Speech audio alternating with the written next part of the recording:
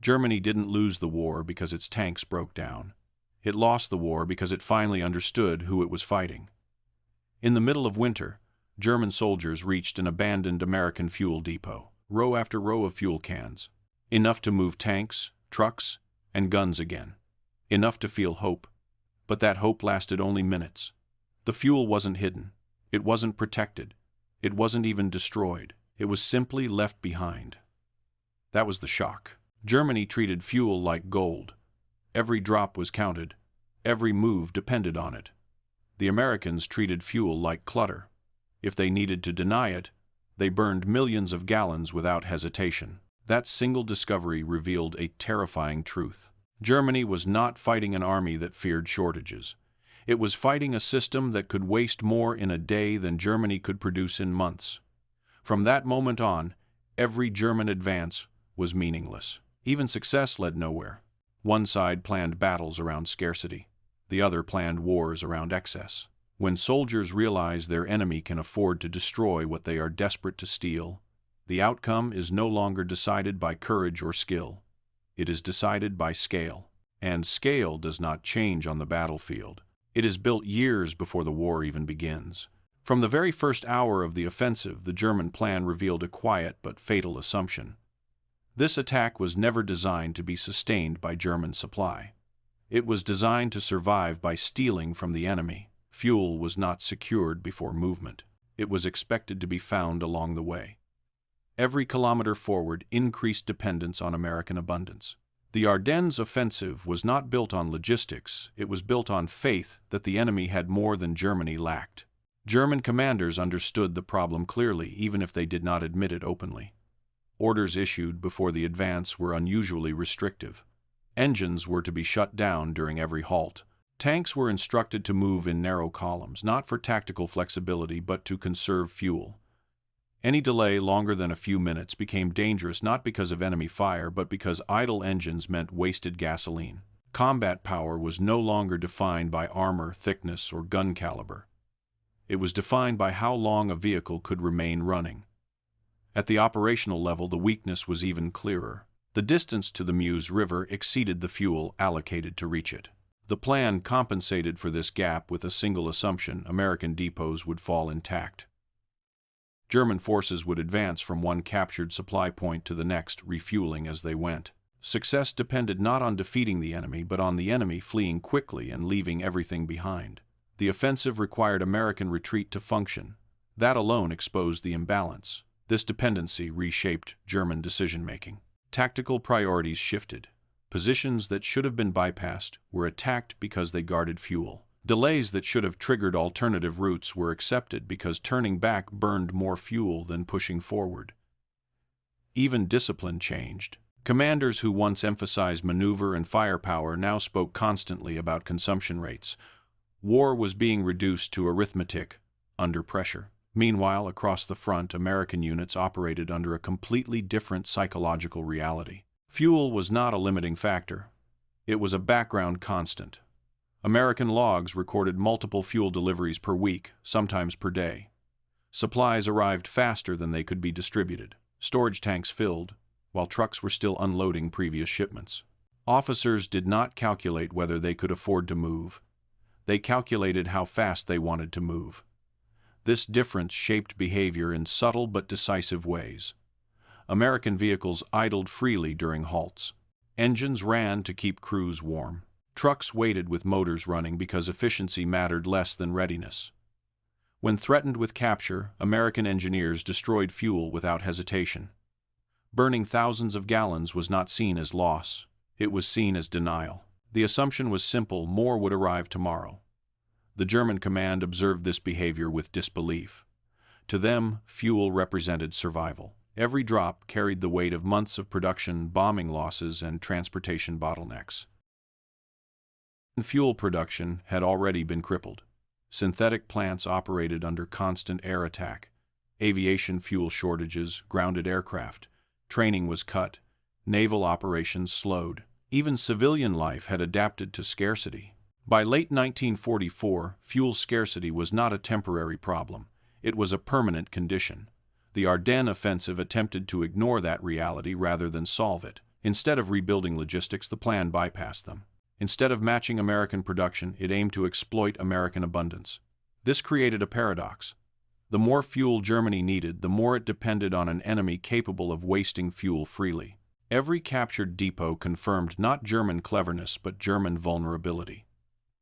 As the advance continued, the imbalance grew impossible to ignore. Traffic jams formed on narrow roads, not because of enemy resistance, but because vehicles designed for different theaters consumed fuel inefficiently in difficult terrain.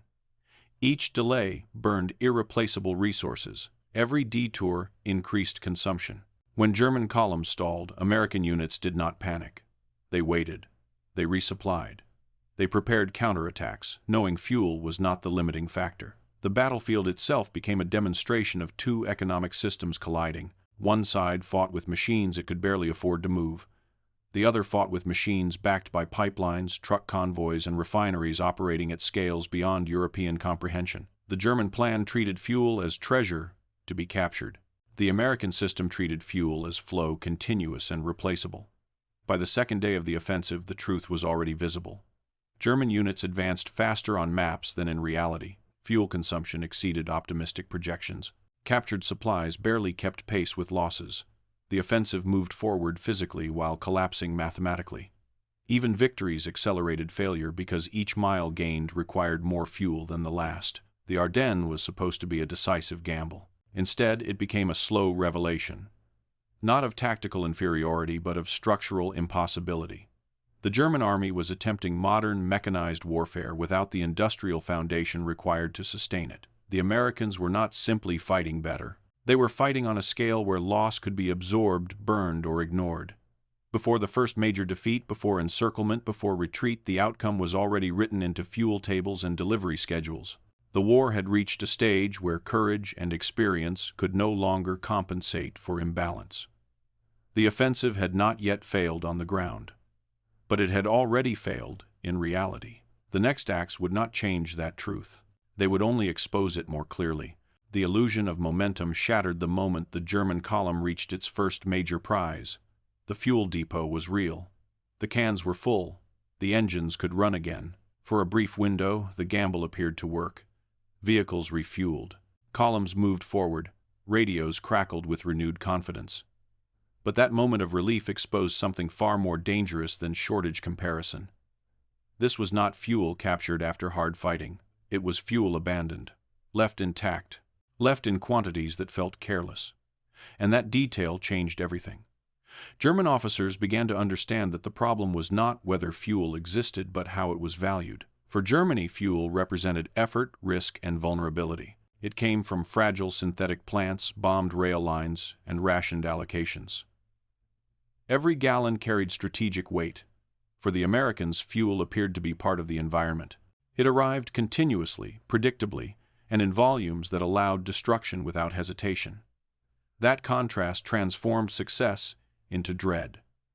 As German vehicles consumed the captured fuel, new evidence accumulated. Paperwork left behind revealed supply chains that stretched across oceans yet operated faster than German internal transport. Newspapers dated only days earlier spoke casually of new pipelines, new depots, new capacity. This was not emergency resupply. It was routine. The realization spread quietly through the ranks. What they had captured felt miraculous only because they had never seen the scale their enemy considered normal. Then came the fires. German units pushed deeper. American engineers began destroying their own fuel dumps in advance of capture. Entire fields of gasoline burned. Flames rose high enough to be seen miles away. Black smoke columns marked locations where fuel had existed in quantities beyond German planning assumptions. These were not small depots.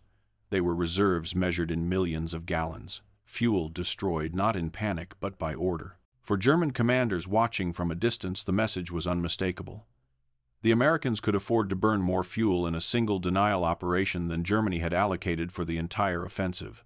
What had seemed like a logistical victory now appeared meaningless. Capturing 50,000 gallons no longer felt decisive when millions were being erased without hesitation. At this stage, the offensive still had not been stopped by enemy fire. It was being suffocated by mathematics. Fuel consumption rates climbed as terrain worsened. Vehicles designed for efficiency on roads struggled in forests and snow. Each mile demanded more than predicted. Engines idled during delays. Traffic bottlenecks forced long waits. Every pause converted fuel into smoke. German maintenance officers reported growing deficits. More fuel was being consumed than captured. Tanks were operating on margins, measured in hours, not days. Commanders began consolidating remaining fuel, deciding which units would move and which would be abandoned. Mobility, once the core advantage of armored warfare, became selective privilege. Meanwhile, American operations displayed the opposite pattern. Fuel did not dictate decisions, it followed them. Units repositioned freely. Counterattacks were planned without concern for consumption limits. Supplies arrived by truck, by pipeline, and by air. Even surrounded formations received fuel deliveries larger than what German spearheads possessed at their peak. This disparity reshaped the battlefield psychologically. German soldiers began encountering scenes that shattered morale. American vehicles left running for warmth, fuel used for heating, cooking convenience, half-used supplies discarded. These were not acts of arrogance. They were habits formed by abundance. But to men counting liters, they carried a devastating message. The enemy was not conserving. The enemy did not need to. The war in that moment stopped feeling competitive. Tactical skill still mattered. Courage still mattered. But their influence shrank rapidly. A tank without fuel was not a weapon. A brilliant maneuver without supply was temporary theater. Every German success now increased exposure, lengthened supply lines, and deepened dependence on an enemy capable of denying everything. As fuel shortages intensified, decisions grew harsher. Vehicles were abandoned intact. Crews destroyed their own machines to prevent capture. Retreat routes were weighed against remaining fuel, often rejected as impossible. Men walked away from equipment worth fortunes because there was no gasoline to move it. By the time German commanders gathered to assess the situation, the truth could no longer be avoided. The offensive had uncovered something it was never meant to reveal. Not a weakness in American defenses, but the impossibility of fighting an enemy whose industrial capacity turned scarcity into irrelevance. The captured fuel at the beginning had felt like winning the lottery. Now it looked like proof of futility. The battlefield still echoed with gunfire. Maps still showed arrows pointing west. But the war had already shifted into a different category. This was no longer a contest of armies. It was a demonstration of scale. One side fought with machines that had to be protected from movement. The other fought with machines backed by systems so vast they could erase resources rather than defend them. Act 3 ends not with defeat, but with recognition. Recognition that the outcome no longer depended on bravery or planning. It depended on numbers that could not be changed in the field. What followed would not reverse that reality. It would only make it undeniable. Once recognition set in, the nature of German decision-making changed completely. The offensive no longer revolved around objectives or breakthroughs. It revolved around survival within shrinking limits. Fuel became a centralized asset pooled and rationed at the highest level. Leaders stopped asking where to attack and began asking which units were still allowed to move. Mobility, the very essence of armored warfare, turned into a privilege granted to a few formations at the expense of the rest. This was the moment when German armor ceased to function as a coordinated force. Tanks that had been designed to maneuver, exploit gaps, and respond quickly were now tied to static positions, not by enemy fire but by empty gauges. Units advanced unevenly, some still moving, others frozen in place. Coordination broke down. Timetables collapsed.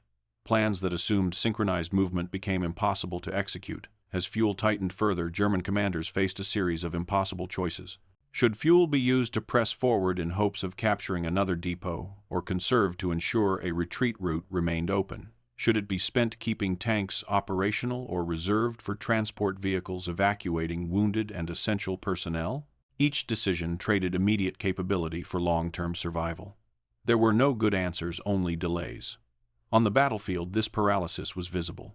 German vehicles began to cluster around limited fuel sources. Engines were shut down for hours at a time. Crews waited in silence, conserving every possible drop. When contact with the enemy occurred, engagements were shorter and more cautious, not because of fear of losses, but because movement itself carried cost. The German army was fighting while immobile, a contradiction that stripped armor of its purpose. Meanwhile, American forces exploited freedom of movement without even acknowledging it as an advantage. Units repositioned, reinforced, and counterattacked at will. Fuel did not constrain timing. If a maneuver failed, it could be attempted again elsewhere. If a unit stalled, it was reinforced rather than abandoned. This flexibility allowed American commanders to absorb setbacks without consequence, while German commanders treated every delay as potentially fatal. The contrast grew sharper as weather improved. When skies cleared, Allied aircraft returned in overwhelming numbers. German columns, already short on fuel, now faced attacks that further disrupted movement and destroyed transport. Any remaining fuel convoys became prime targets. Losses that might once have been manageable now became decisive. A destroyed fuel truck meant dozens of vehicles would never move again.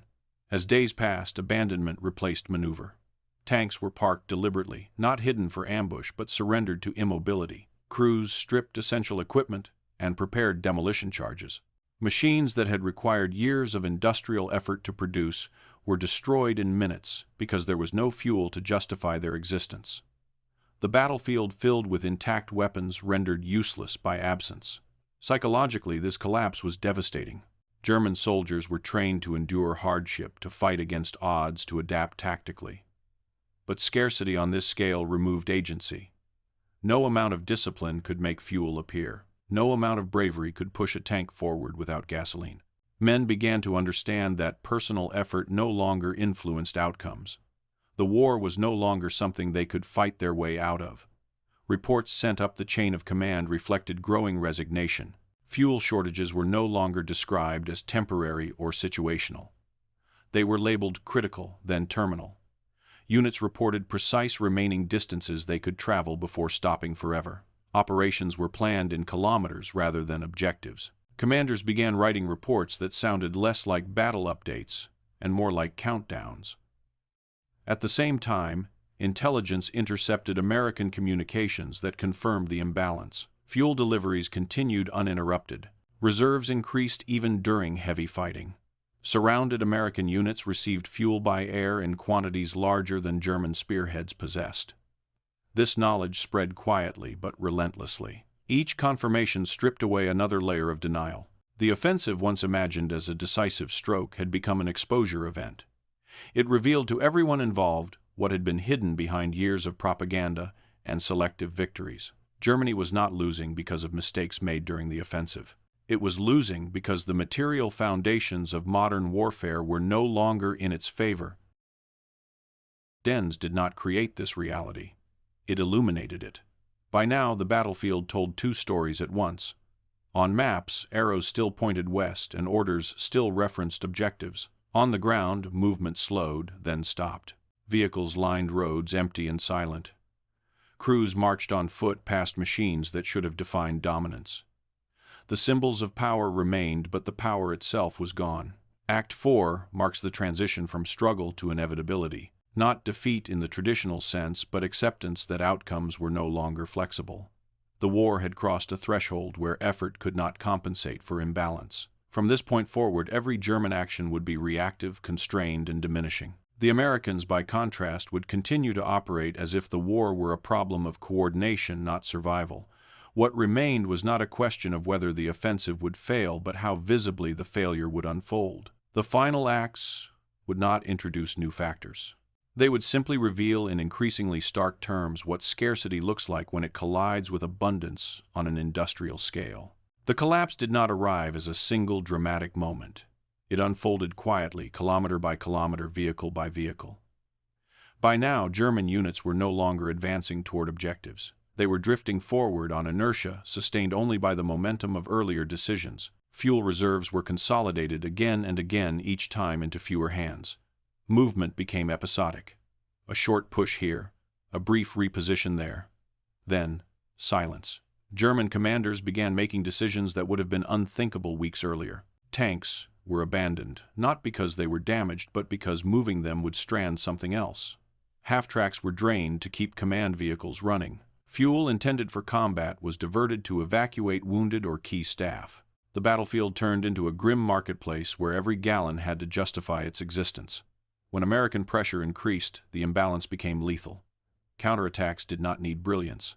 They needed mobility. American units maneuvered around stalled German formations, cutting off roads, isolating pockets, forcing choices that scarcity made impossible. A German unit could still fight. It simply could not reposition, and a force that cannot move can only be defeated at a time of the enemy's choosing. Air power returned as weather cleared, sealing the outcome. German columns that might once have slipped away now sat exposed. Any attempt to move fuel convoys drew immediate attention. Each destroyed truck multiplied failure far beyond its physical loss. One vehicle lost meant dozens more immobilized. The system collapsed inward. Morale followed logistics. German soldiers did not panic. They understood. They saw intact machines left behind. They watched comrades march on foot past weapons that symbolized everything they had been trained to trust. The message was unmistakable: this war could no longer be influenced by effort. It could only be endured. American behavior reinforced that realization daily. Fuel continued to arrive in quantities that defied German comprehension. Surrounded units received deliveries by air. Engineers burned vast stockpiles to deny capture without hesitation. American commanders spoke of fuel in terms of flow, not preservation. It was something to be managed, not protected. By this stage, German command reports stopped predicting success. They described constraints: remaining operational range, remaining hours of movement, remaining options. The language of possibility was replaced by the language of limits. Retreat itself became conditional.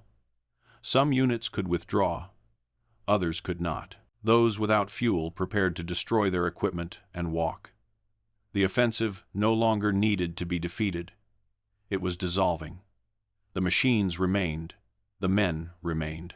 What was gone was the invisible foundation that made modern warfare possible. Without it, tanks were steel boxes, trucks were obstacles, roads led nowhere. The final realization spread through the ranks without orders or speeches. The enemy was not winning because of better tactics in the Ardennes. The enemy was winning because the war had moved beyond the scale Germany could operate within. Every captured depot, every burned reserve, every intercepted report confirmed the same truth. This was not a contest of wills.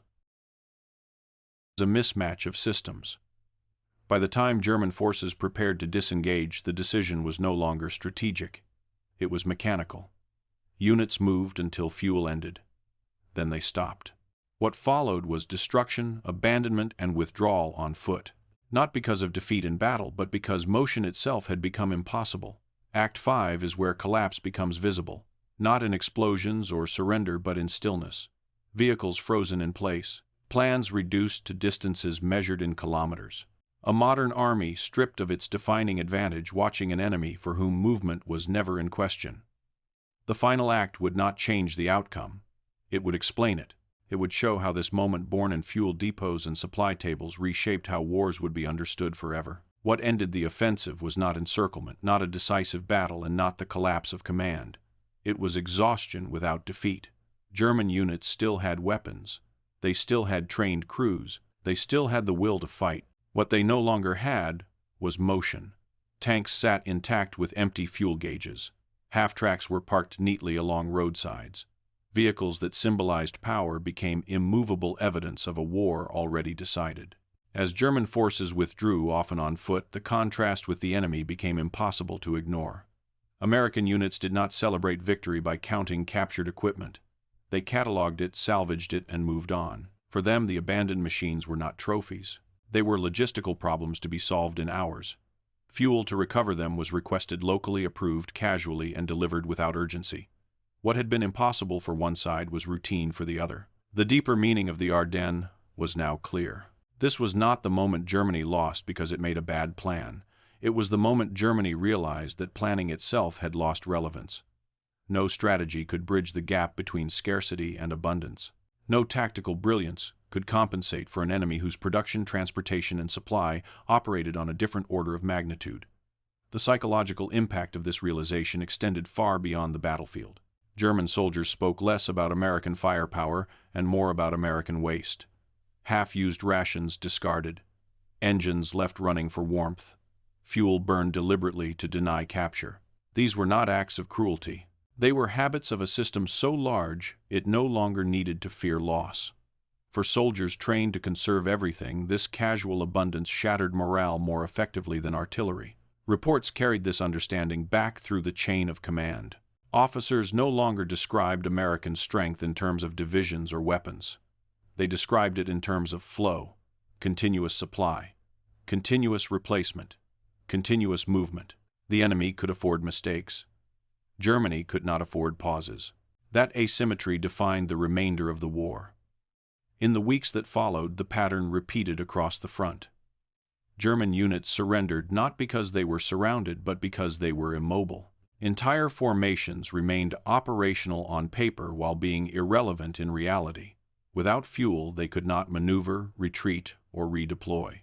They existed, but they could not act. Modern warfare punished immobility without mercy. For American commanders, the Ardennes reinforced a lesson already understood. Wars between industrial powers are not decided by moments of courage alone. They are decided by systems that function regardless of individual brilliance. Pipelines mattered more than speeches. Truck fleets mattered more than medals. Refineries mattered more than heroics. The battlefield was simply where these systems revealed their results. In hindsight, the captured fuel depot that once felt miraculous was the worst possible discovery for the Germans. It did not save them. It educated them. It forced a direct comparison between what Germany needed to survive and what America could afford to destroy. From that moment on, every hope of reversal was replaced by clarity. The Ardennes was not the end of the war in Europe, but it was the end of illusion. It exposed the final truth of industrial warfare.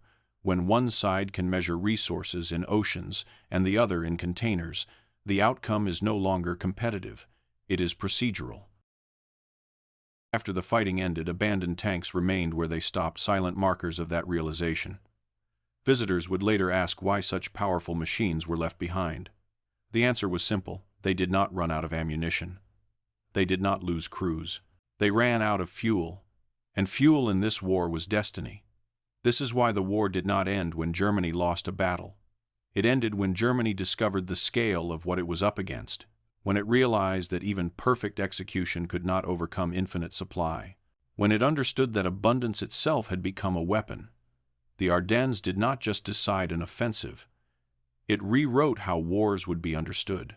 From that point forward, victory belonged not to those who fought hardest, but to those who could sustain movement indefinitely. Factories replaced fortresses. Logistics replaced legend. And the outcome was decided long before the first tank ever moved. So, the real question is not why Germany failed in the Ardennes. The real question is, this once war becomes a contest of industrial scale, can courage ever change the result again?